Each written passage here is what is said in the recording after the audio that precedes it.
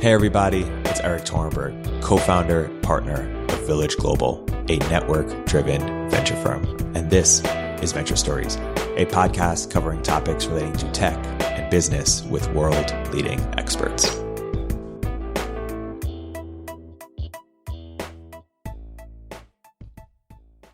Hey everybody, welcome to another episode of Venture Stories by Village Global. I'm here today with two very special guests, Todd Goldberg and Rahul Vohra of the Todd and Rahul Angel Fund. Guys, could you have been a bit more original with the name? A bit more clever. Todd, Rahul, welcome to the podcast. Thanks for having us. Cool, thank you. So, Todd, you were former YC founder, CEO of Venjoy. Rahul is the current co-founder of Superhuman. By way of introduction, I want you to introduce the other person's superpower. Todd, what makes Rahul so special? And Rahul, what makes Todd so special? Todd, why don't you start off? Sure. As someone who loves building products, I think Rahul is probably one of the sharpest product people I know. And every time we talk, I just learn a ton from him every time. Rahul, how would you introduce Todd's superpower? So Todd and I have been co-investing in angel deals together for a good number of years now, probably about 8 years. And the thing I admire most about Todd is his ability to remain level-headed, pragmatic, and to do deep due diligence when I would probably be super optimistic, gung-ho, and just pull the trigger on a deal immediately.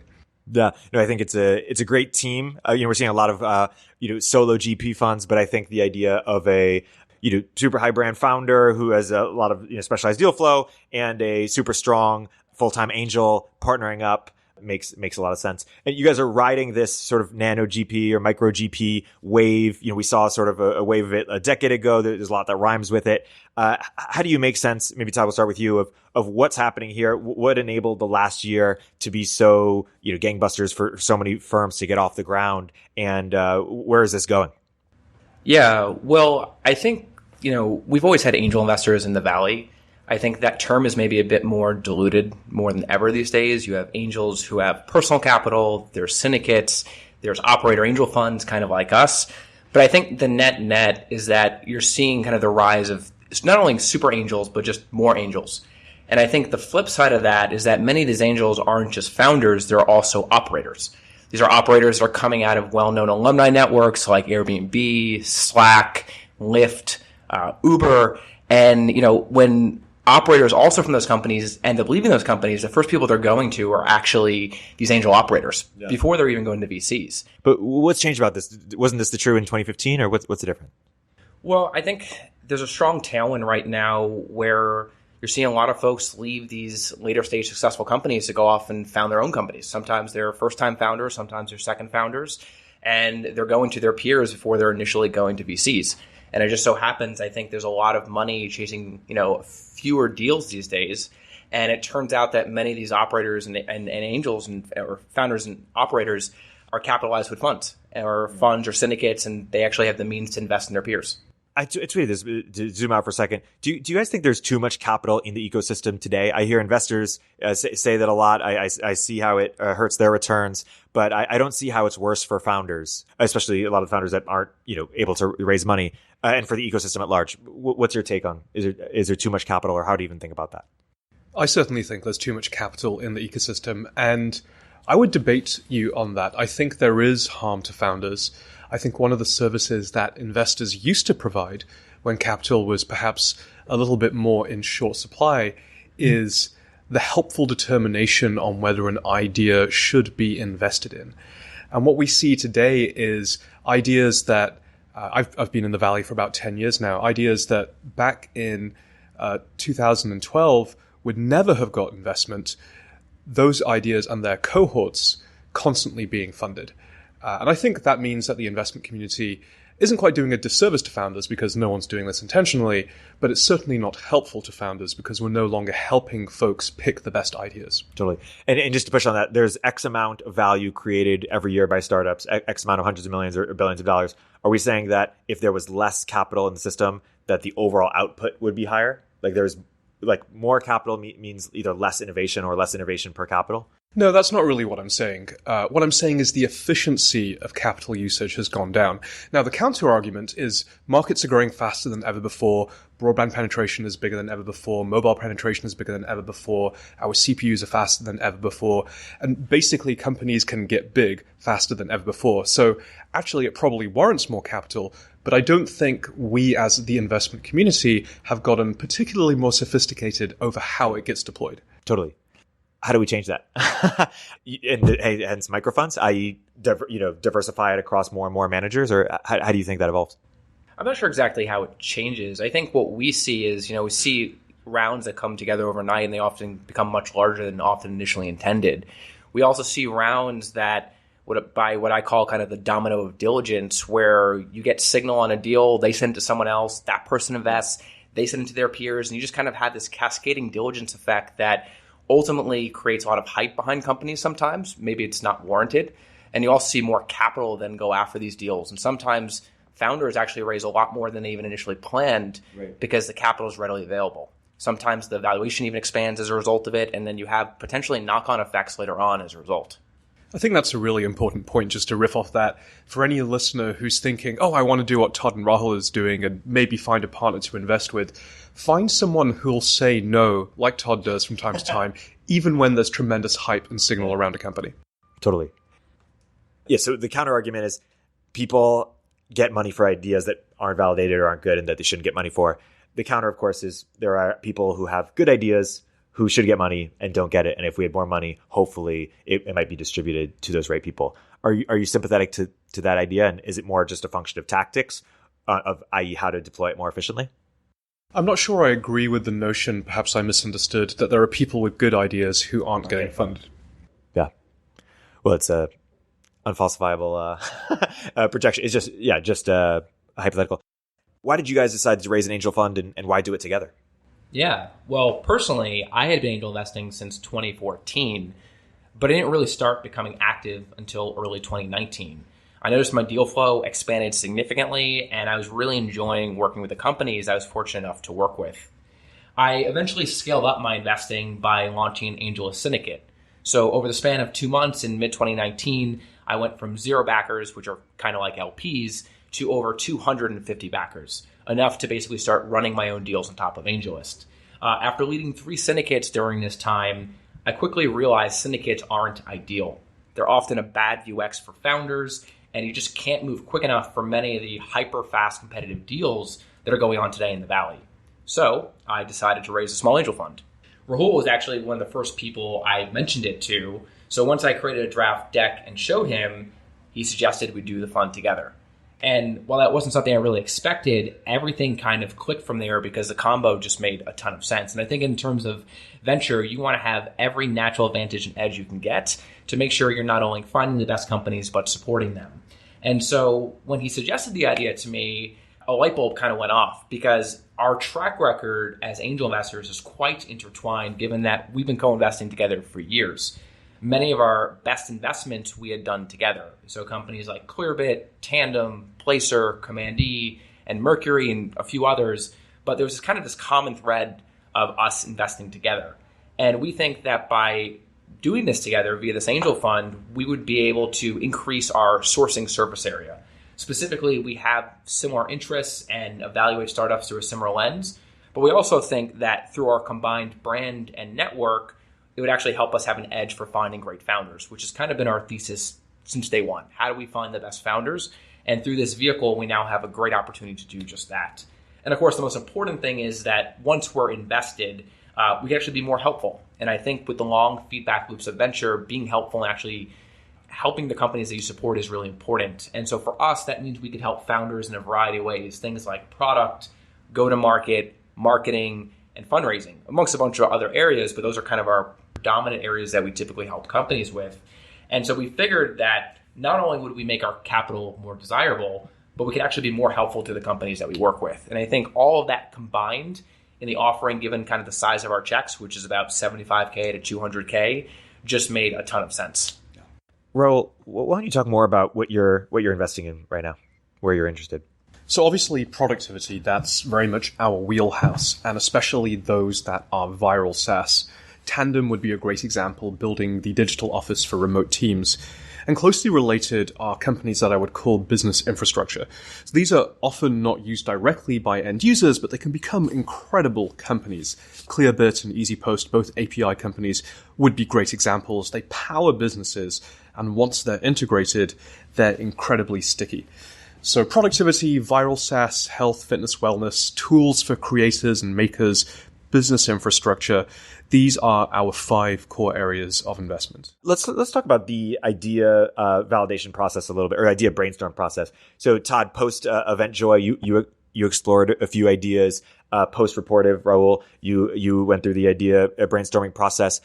Maybe we can start with you, Rahul. How did you get to Superhuman? Did you explore different ideas in between? And what advice do you have on the navigating the idea brainstorm process? There's some people like to go bottoms up, i.e. what problem are you experiencing? Or do you notice some people like to go tops down, i.e. I want to do something in climate or something in crypto. And, there are pros and cons to each. How do you think about it? Sure. The answer to which is appropriate, I think, depends very much on the founder and their personality.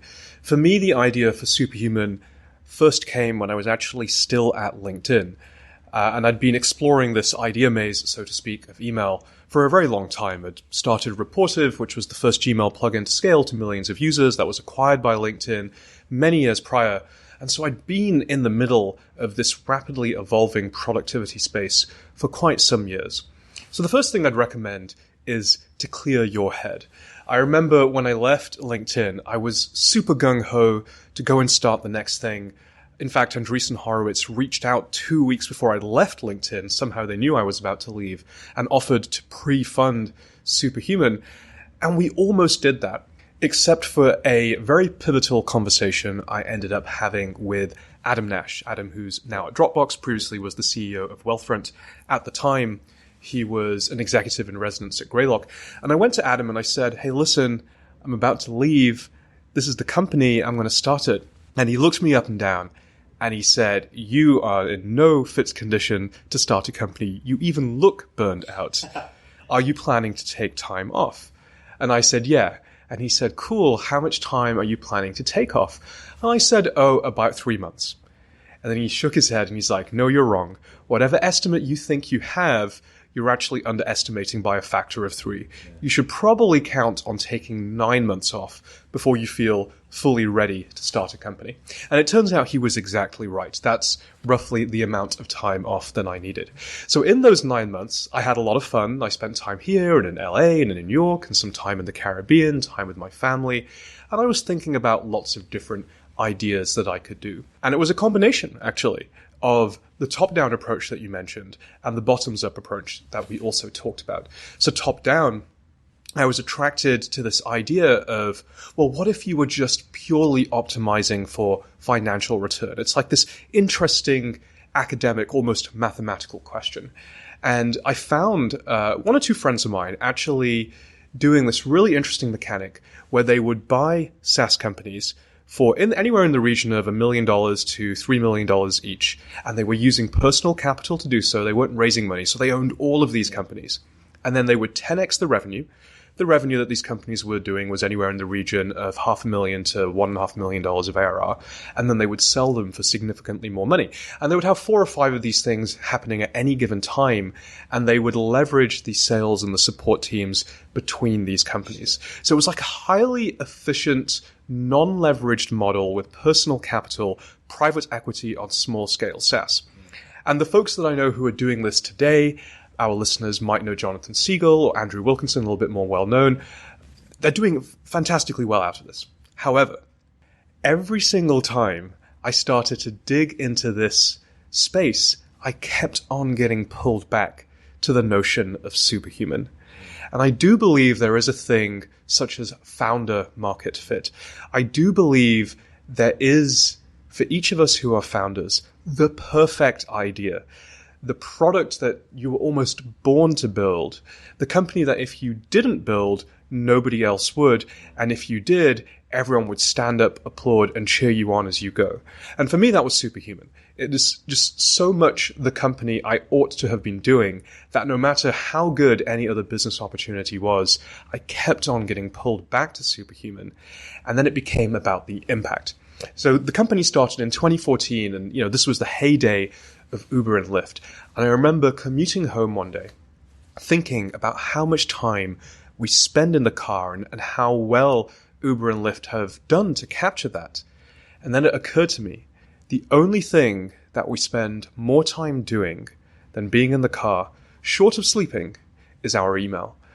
And those two things in tandem, the idea that this was the best company for me, number one, and then number two, on average, there's 1 billion professionals spending 3 hours a day just reading and writing email, made it a no-brainer. And so that's how I navigated this idea maze, both top-down and bottom-up, ultimately culminating in the decision to follow up on Superhuman. I love that. Todd, let's hear from you. You navigated a few different ideas, a few different spaces. What have you learned from your experience? You also went through the On Deck Fellowship that you might give if you were giving a talk to the fellows on how to think about the idea brainstorm process, or how to think about where to start / how to think about whether to continue, because you started some things, stopped some things, end up saying I want to be a full-time investor. But what wisdom might you impart? Yeah, as someone who loves to build things, I think generally I've always followed the mantra of follow your curiosity and see where that takes you. That's navigated me towards many different markets and spaces and talking to lots of folks. And ultimately, I think there's that article by Paul Graham where he talks about ideally you are a user and you're solving your own problem. And I think that's always really a good place to start. So, building things that solve your own niche means most likely that someone else probably has that problem too. And I think building things and putting, even if they're small scale products or experiments, putting things into the world and not being able to be afraid about talking about your idea and talking to others and potential users often helps you get signal and potentially where larger opportunities lie. And so an example of that is I had previously built a product studio with my co-founder from Eventjoy. I was traveling and I wanted to just an easy way to send people postcards from my trip. So we built a consumer mobile product for this and we shipped it. It got featured by Apple. We got tons of users for it, which is actually quite surprising. And then after that, what we noticed actually in the data is that a lot of customers were using it to send direct mail campaigns for the businesses. And the deeper we actually went into that, started talking to users and things that we wouldn't expect actually gave us really strong signals to see there was actually a much bigger opportunity to kind of reinvent direct mail. And so what came out of that was, as we went deeper into that kind of rabbit hole, we saw there was an opportunity to build a better way to send direct mail. So think things like postcards and letters. And we ended up building a company called Mailjoy. It's a do-it-yourself tool to design, mail, and track postcards and letters. So similarly to how you would basically send email marketing campaigns, we can now do that with physical mail. And the way we actually navigated that was because we followed our curiosity, put something into the market, and talked to users. Yeah. Awesome. Is someone running it full-time right now? No, it keeps running and keeps growing by itself. It's a nice spot to be in, but no, we're not actively focused on that right now. What would need to have been true for you or somebody to pursue it full-time? I'm curious about the idea of when do you keep working on something versus say, hey, this has traction or some traction, but I don't know if it's the right idea or has scale. Like, what's the framework for thinking about it? Well, I think one thing that's important, especially these days where capital is abundant, is that many startups actually aren't good fits for venture capital. Yeah. And I think being aware of that before you go down the path of venture capital is really important. And what's the framework for even assessing that? Well, I think there's a lot of things. One is, is this a potential venture scale business? i.e. $1 billion? i.e. $1 billion. So can you get to $100 million ARR or something equivalent? The second is this something you want to dedicate 5 to 10 years of your life to?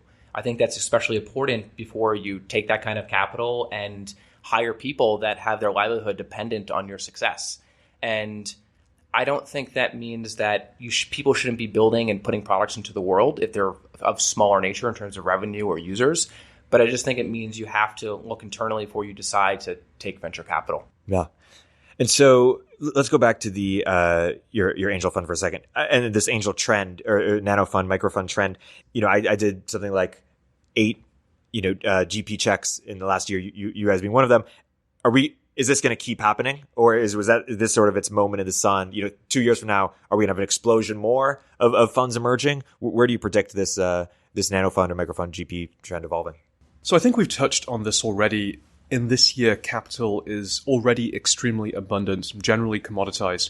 And what we're seeing is founders, and especially serial founders, are going directly to their peer group to raise their pre-seed and seed rounds. And this is a really smart move, because in the early days, it's super useful to have active founders and operators on the cap table, such as yourself, in addition to the traditional venture firms. And that's what the savviest founders that we know are doing.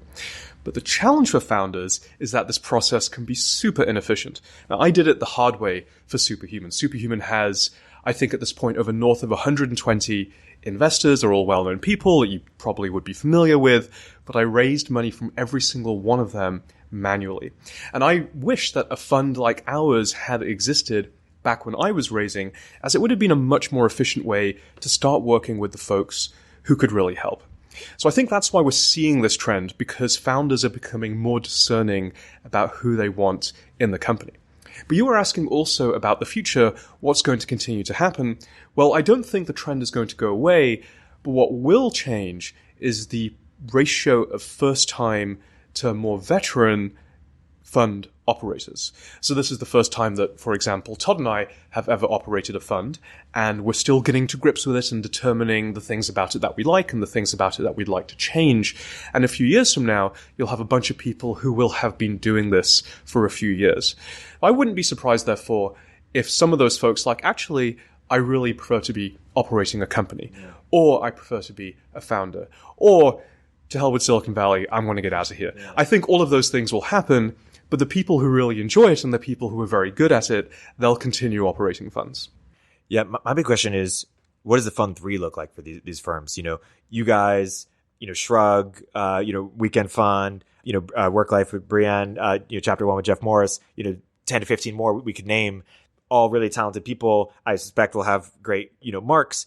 Fund 1, Fund 2, looks 5 million, 10 million, close to you guys. And then Fund 3, what happens there? Because, LPs that fund $5 million, $10 million checks don't put in forever, and you're going to need to bulk up institutions. Do these merge? Is there enough for everybody to make the transition? How do you see that playing out? Yeah, that's a good question. I'm not exactly sure. I think what we're mostly focused on is how we think through it from our perspective as founders and operators. We were actually just having this conversation before, but I think the first question we asked was, is this a franchise? And you see a lot of these funds where they brand it, it becomes a franchise, and there's kind of this progressive raising of more capital for every fund. Right now, we're a small $7.3 million, first fund, but should we go ahead and raise more, there's a chance that we may raise a similar amount. So I think it's TBD. I'm not sure the playbook of every franchise here, but we made a very explicit effort that when we were raising this, is that it was not a franchise, it's an angel fund, and we will take it fund by fund. There is this notion that your fund size is your strategy. And one of the great things about managing a $7 million fund is that your check size ends up in the region of, let's say, $75K to $200K at the very most. And for the vast majority of rounds, especially with the way valuations are scaling, squeezing Todd and Rahul into your investment pool is basically non-dilutive, right? It's very easy to include us, and especially when you look vis-a-vis the value you're getting, it almost becomes a no-brainer. Now, the challenge is if you raise a $50 million fund or a $100 million fund, well, at that point, you probably have to start leading deals or go much later stage and squeezing into much bigger rounds. Now, it's really hard to lead deals because the folks who have leading deals today are really, really good at what they're doing, and they've built incredible brands. And funds like First Round, who led the seed deal at Superhuman, have incredible platforms to serve their founders with. And if you're going later stage, well, then obviously the return on capital is going to be accordingly depressed. The multiples really only exist at the earliest possible stages. So I would say that the first thing to consider is, what is your fund size? Because that really will determine the overall strategy. Yeah, when we were thinking about this fund, we talk a lot about actually Mike's statement there, fund size is your strategy.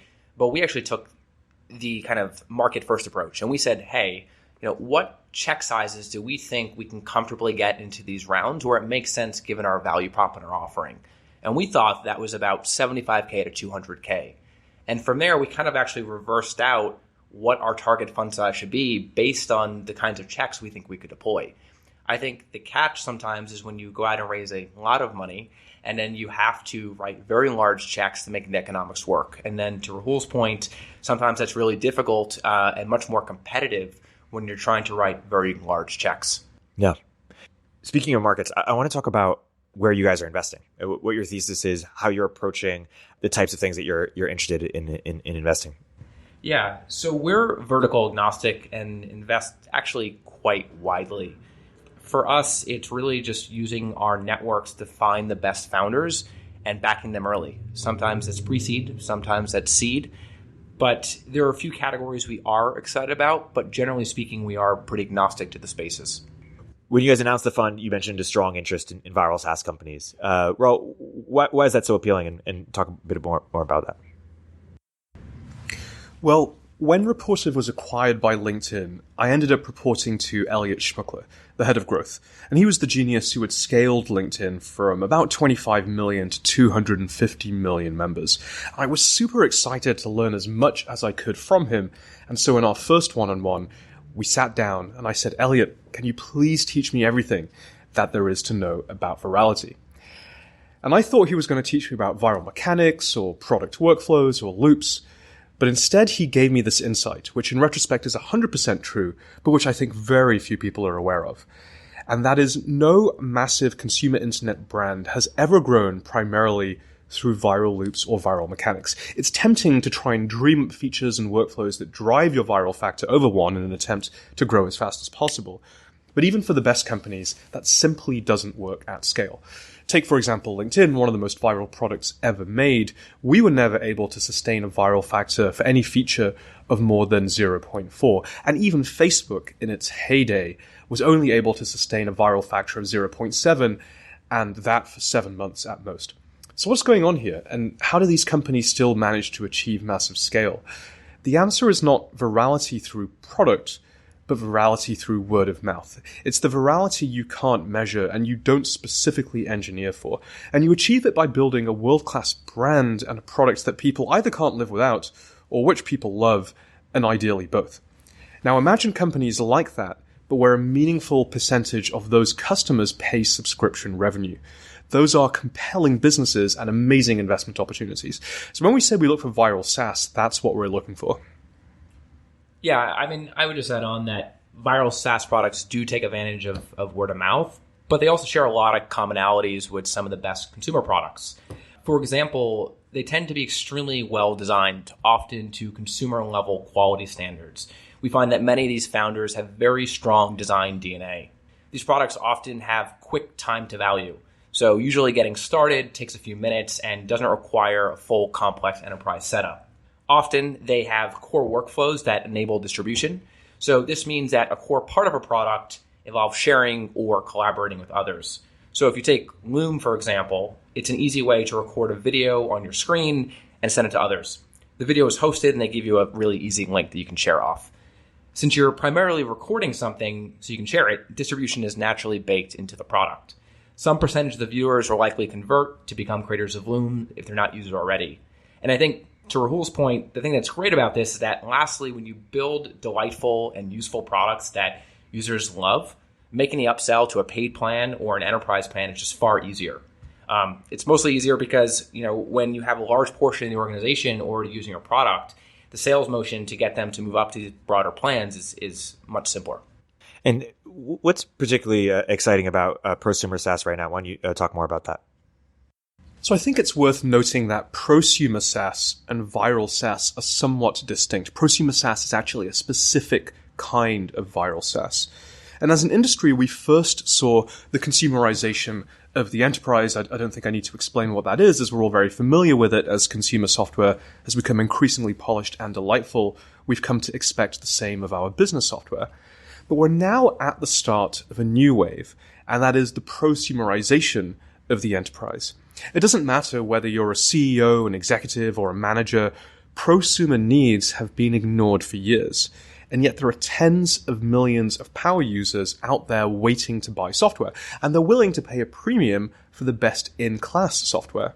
That's why folks pay $30 a month for Superhuman. So I think the interesting question, though, is why now? Why is prosumer happening today? And the reason is, historically, it's been super expensive to play in this space. If you wanted to build, say, a new email client or a new browser, you essentially had to be a multi-billion-dollar tech company. You had to be Microsoft, Apple, or Google. But thanks to better APIs, better developer tools, and better distribution channels, a startup like Superhuman can actually play in the space. Let's go deeper here. Todd, you had this blog post, the Superhuman for X. If any firm was going to invest in Superhuman for X startups, I think you guys have the credibility to do that. What does it mean to both of you? Rahul, we'll start with you. Well, I would say Superhuman for X startups are laser focused on the prosumer user. It really is this wave of the prosumerization of the enterprise. And that can take a lot of forms. But looking across the space of products in the area, I think there are 4 key components. So number 1, speed as a core value proposition. This is everything from the raw interface and computation speed. For example, in Superhuman, we have the idea of the 100 millisecond rule, where every interaction takes place in 100 milliseconds or less, the idea of instant search, through to things like command line interfaces and keyboard shortcuts. Number 2, I would say it's also design as a first-class principle. And I mean design in the most general sense of being extremely deliberate about every single decision. For example, at Superhuman, we use a custom typeface that is tuned for the requirements of email. Now, email is one of those interesting areas of product where you don't really control the content. It's user-generated content. So it could be a very somber email, like the passing of a beloved family pet, in which case, imagine if the font was something like Comic Sans, well, that clearly wouldn't convey the tone of the email properly. Or it could be a really happy email if the font was an austere serif Times New Roman-esque font. It also wouldn't feel right. And so we were very deliberate there, and we picked a typeface that both could carry somber as well as happy tones, and also do things like have the @ symbol, which typically is just floating in space, appear very nicely rested on the baseline of the typography. So zooming out of that specific typographic example, design as a first-class principle is one of the second things that we think prosumer SaaS companies are going after. Thirdly, I'd say it's the focus on power over learnability. Now, this is very counter to traditional schools of thought for user experience design. Traditionally, we were all about getting folks to learn the product as quickly as possible. And that made sense when the market was everybody. Learnability made or broke products. But for prosumer SaaS, learnability isn't that important. You're dealing with power users. They're going to put the time in to learn the thing. The question is, what can they do once they've learned it? And it can be quite a counterintuitive approach to take for folks coming from that more traditional school of thought. And then, of course, fourthly, which we've already discussed, is charging a premium. Prosumers want the best products they can buy, and they're willing to pay for the best in-class product. Yeah, I've been fascinated by the prosumer space for some time now. Even though Superhuman and Rahul kind of pioneered the category to some set, I wrote a blog post last year about the Superhuman product experience and Superhuman of X startups. These days, with the fund especially, we see a lot of pitches here, but most don't quite match up to our mental model of great prosumer ideas. So in my post, I shared a framework for things to consider when evaluating prosumer ideas, especially Superhuman of X startups, if you will. Helpful questions that we think are worth asking are, how much does speed matter for this workflow? How frequently is the workflow performed? How many hours per day are going to this workflow? And perhaps most importantly, what's the willingness of this market to pay for a premium alternative, especially if the market is mostly compromised to free options, like, say, Gmail. And so with the fund, we're actively looking in the space, and we recently invested in a company called Scratchpad. They're the perfect intersection of prosumer and viral SaaS, if you will. Scratchpad is a blazing fast workspace for account executives to manage and update Salesforce. It's a simple to install Chrome extension that lets account executives get started in minutes. We found that it helps them save hours of work each week while simultaneously increasing the effectiveness of their sales efforts. Account execs love it so much that they typically send it to their peers organically, And we find that it tends to spread quite well inside of organizations, which now helps them kind of navigate the upsell from free to paid. What's your perspective on consumer social right now? Is that something that you guys are looking at or have a take on in terms of what needs to be true for it to be interesting? Yeah, that's an interesting one. We've now done 2 consumer social investments. I think from an investing standpoint, consumer social is quite bearish or pessimistic these days. But what we're seeing is a lot of really high quality founders, particularly second and third time founders that are building companies in the space. They're raising pre-seed round predominantly from angels. These are experienced founders that have built consumer companies in the past, and now they're trying to capture lightning in a bottle again. What's particularly interesting about this is that many of these founders are actually not based in San Francisco or the Bay Area. They're based in places like New York and LA or other markets where, in my opinion, have kind of a better grasp of the cultural zeitgeist. And I think that's really important when you're trying to understand what kind of the broader consumer population wants.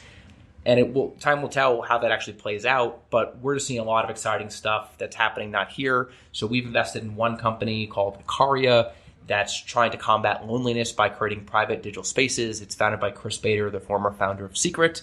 They're building that in LA. We most recently invested in a company called TalkShow, who's trying to go after audio and kind of the rise of audio broadcasting. So there's a lot of strong tailwinds that are happening there with AirPods, the rise of audio, and just general creation and consumption of it. So, Rahul, you have this fantastic post on product market fit in the first round review. There's also this great episode with 20-Minute VC, Harry Stebbings. Hello, Harry. That you go deeper into it. I want to ask a couple follow-up questions. One is, why don't you specify a little bit the differences when thinking about product market fit from consumer as it relates to enterprise? How should founders be thinking about it differently?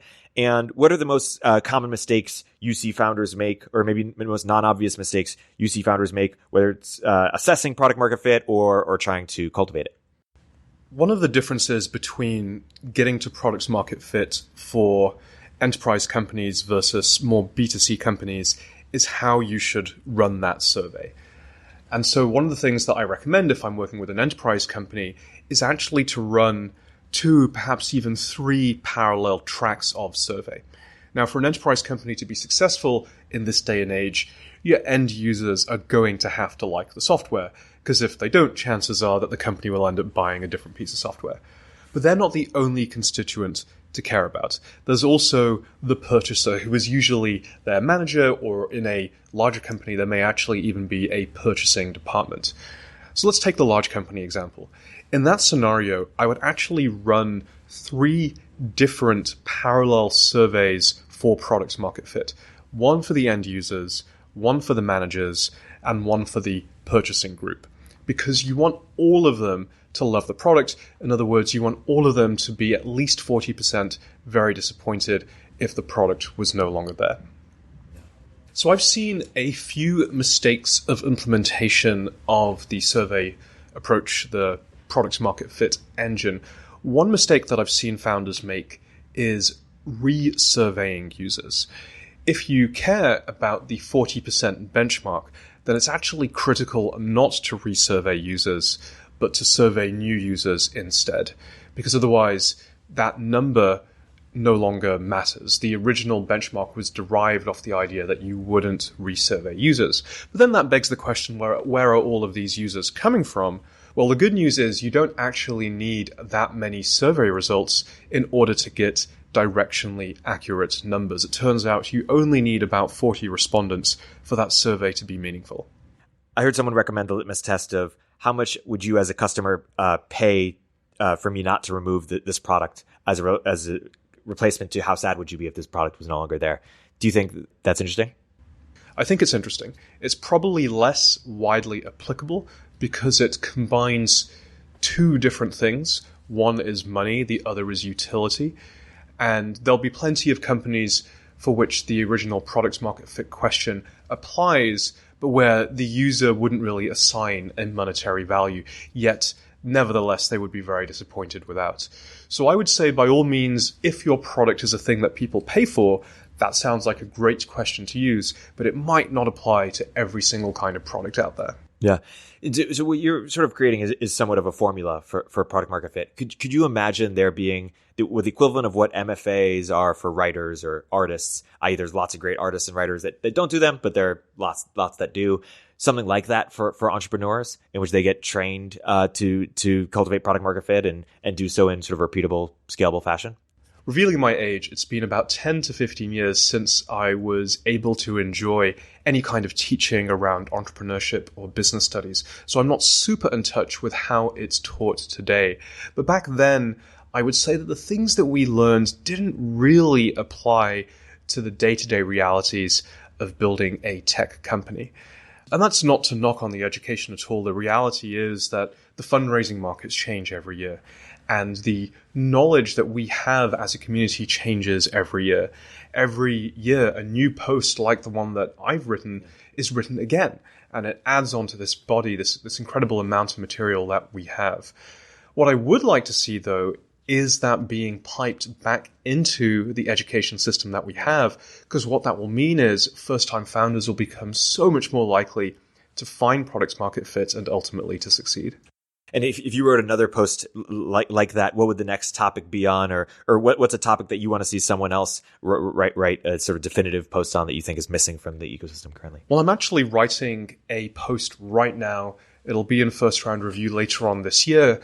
And the idea is around building software like it's a game. And this is something that I find fascinating. I used to be a game designer back in the day, and it's really colored how we build software at Superhuman. And the interesting thing about a game is that no one actually needs them.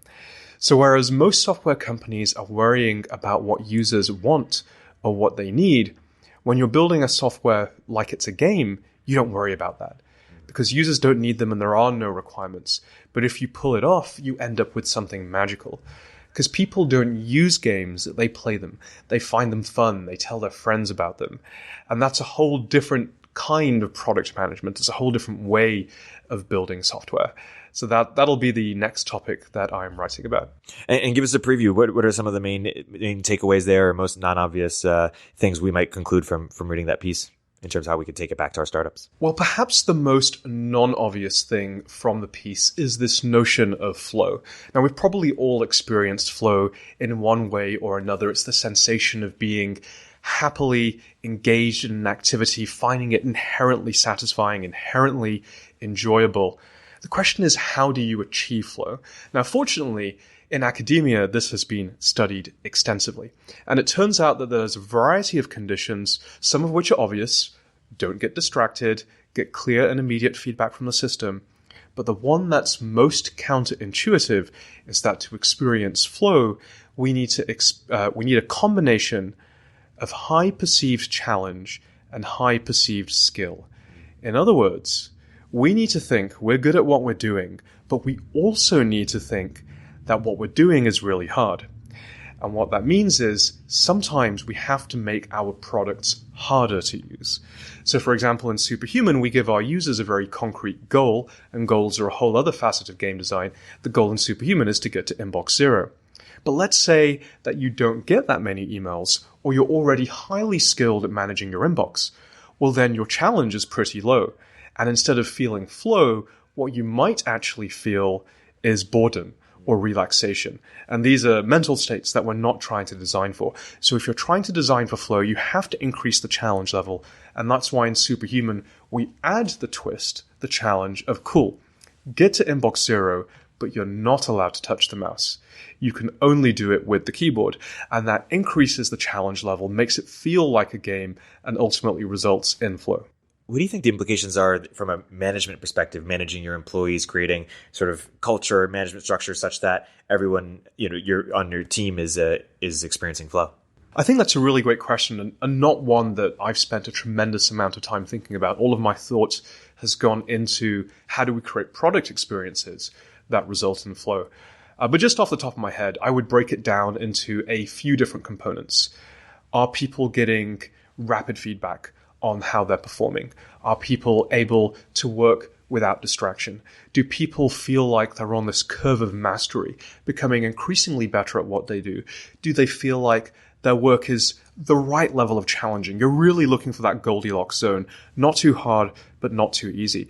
If you can satisfy those conditions, then you'll create the ability for people to experience flow on a day-to-day basis. Let's talk about early hires. What do you guys advise your companies when it comes to first hires, or what lessons or non-obvious insights might you impart? For any startup, the most important attributes for, let's say, the first 10 hires are an unnaturally high amount of persistence, resilience, and grit. It's kind of what you want to see in a founder, but also in those early employees. Because the reality is everyone is sharing the stress, everyone is sharing the work. It's not going to be a smooth up and to the right curve. Even for the best companies, it's a roller coaster ride, and you'll experience near-death situations on a regular basis. So you want people who are able to cope with that and even thrive in those kinds of environments. Yeah. We spoke about acquisitions in terms of venture being acquired by Ticketmaster. Rahul, you wrote a blog post on acquisitions. What's the mistake founders make when thinking about acquisitions, or what's the non-obvious or right way to think about it? Well, there are quite a few different things. I'll list them off and maybe we can dive into one or two. So number one, the honeymoon period is not a honeymoon. After you sell, you get this period of time where everything is rosy and everyone's feeling great.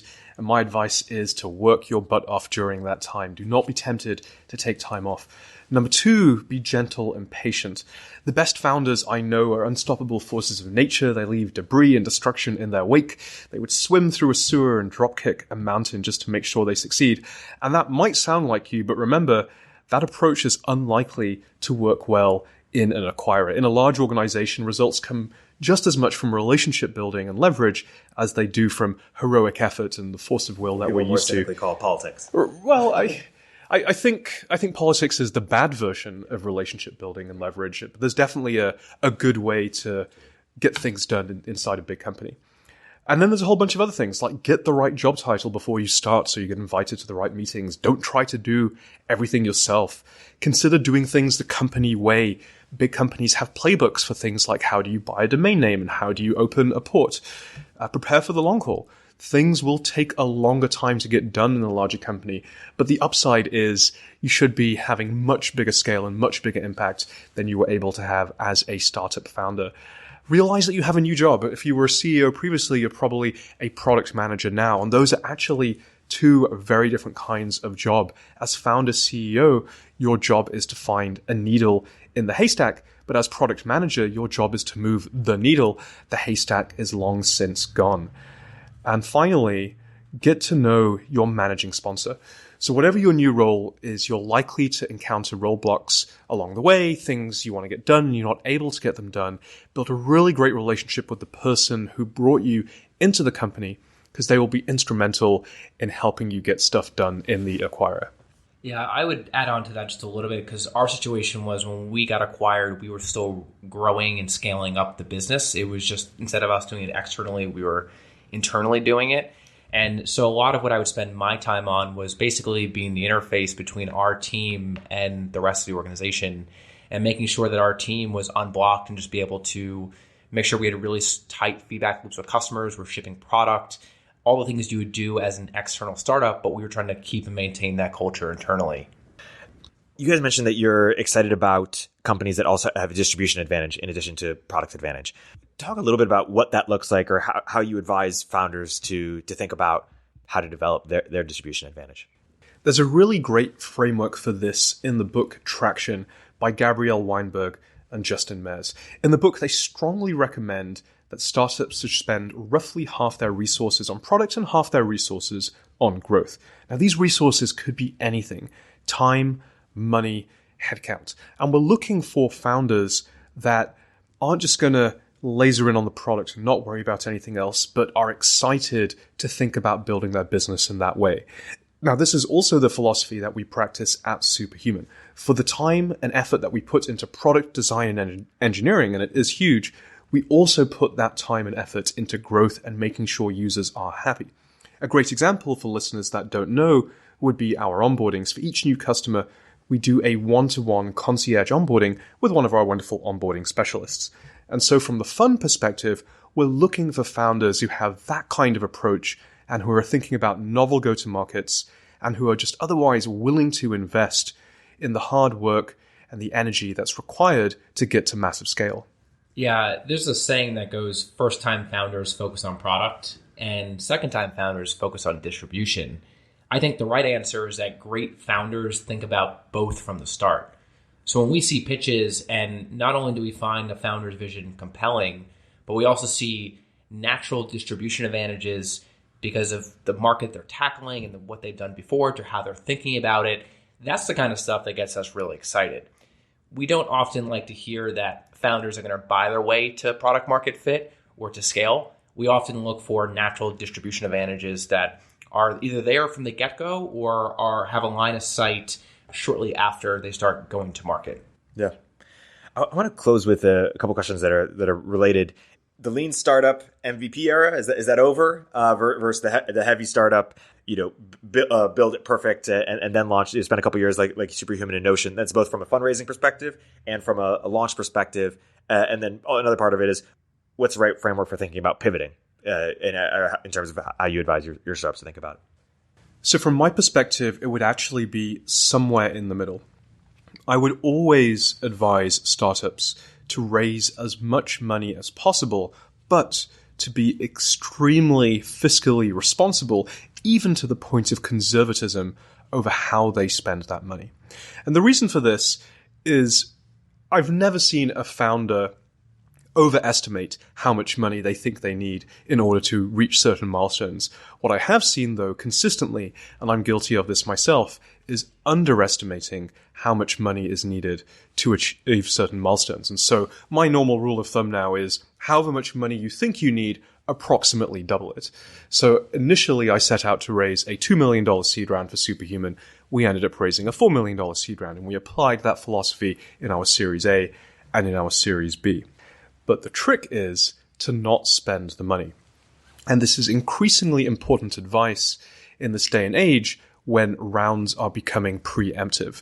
So both our Series A and our Series B arguably were raised one round ahead of traction. We raised our $10 million Series A when we perhaps had, I think it was $10,000 of MRR. So an order of magnitude less than you would normally expect for a Series A. And so what I said to the team was, we've got this money, but we're not going to spend it. And I physically moved the money to a separate custodian account. Island. Well, not quite the Cayman Island, but it was in a separate high-yield savings account. And it was just clear to the company that I had no intention of spending the money until we'd hit the traction milestones that actually warranted spending it. But the benefit it gave us was the ability to be super long-term in our thinking and our approach, and also to be super calm as we were building the company. I've nearly run out of money in the past. Reportive came perhaps 2 or 3 weeks away from going out of business, and we were still fortunately able to sell at a premium to LinkedIn. And at Superhuman, arguably I've gone completely in the other direction. I like to run the company at any given point in time with 5 to 10 years worth of runway. These days, I feel like it's never been easier to build a startup, but at the same time, it's also never been more difficult to break out from the noise.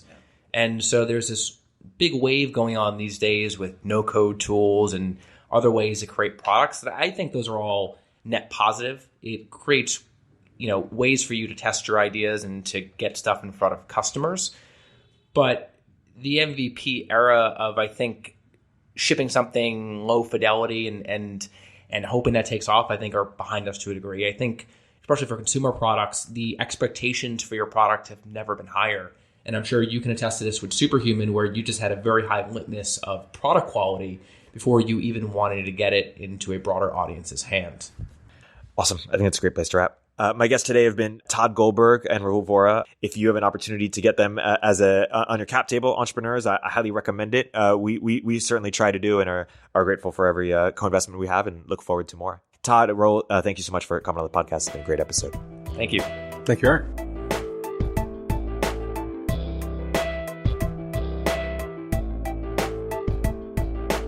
If you're an early stage entrepreneur, we'd love to hear from you. Check us out at villageglobal.vc.